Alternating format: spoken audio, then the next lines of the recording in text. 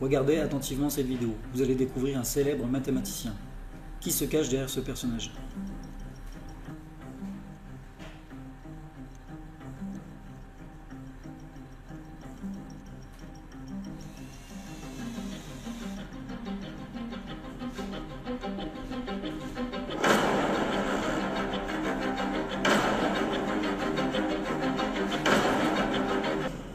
Ce personnage a de nombreuses casquettes. Il est mathématicien, il est scientifique,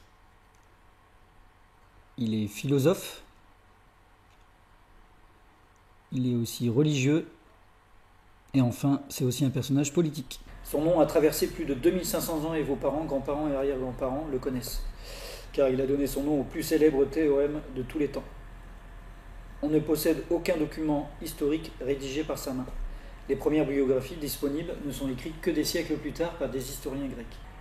Ainsi, certains historiens ont même cru que c'était un personnage créé de toutes pièces, imaginé par de nombreux mathématiciens. D'où l'explication des deux sculptures différentes que vous avez vues au début de la vidéo. De nombreuses légendes entourent ce personnage. Il est capable de marcher dans les airs, il est mort et ressuscité, il a même des talents de devin et de guérisseur. Et en plus, il posséderait même une cuisse en or. Nous allons mettre de côté ces légendes farfelues pour s'intéresser d'un peu plus près à sa vie.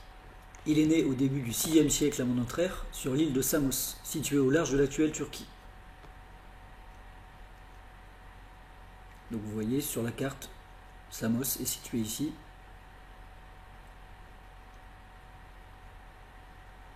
Après avoir voyagé par le monde, il fonde dans la cité de Crotone, dans le sud-est de l'actuelle Italie, son école en -532. Je vous fais voir sur la carte Crotone, vous voyez bien que c'est dans le sud-est de l'Italie.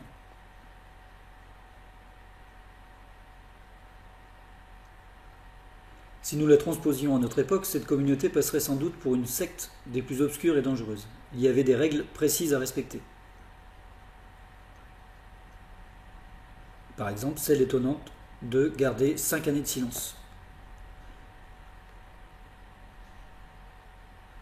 Donc ils ne possédaient rien individuellement, tous les biens étaient mis en commun. Et pour se reconnaître dans la cité, ils utilisaient des tétractis, voici ici, et le pentagramme qui est représenté ici. Tous les personnages de cette école se considéraient comme des personnes éclairées et estimant normal que le pouvoir politique leur revienne. Ils s'opposeront fortement aux révoltes des cités, refusant leurs autorités.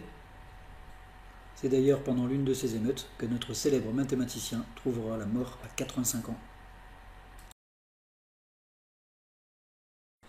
L'aventure continue. Je vous propose maintenant d'aller voir une autre vidéo. C'est une vidéo qui permet d'expliquer la célébrité de Pythagore. En effet, il a donné une démonstration de ce théorème. Alors une démonstration, c'est quoi? C'est un raisonnement logique qui établit que le théorème est vérifié pour tous les exemples. Cependant, aucune source fiable ne permet de le confirmer. Et la plus ancienne démonstration que l'on a remonte à Euclide, 3 siècles plus tard.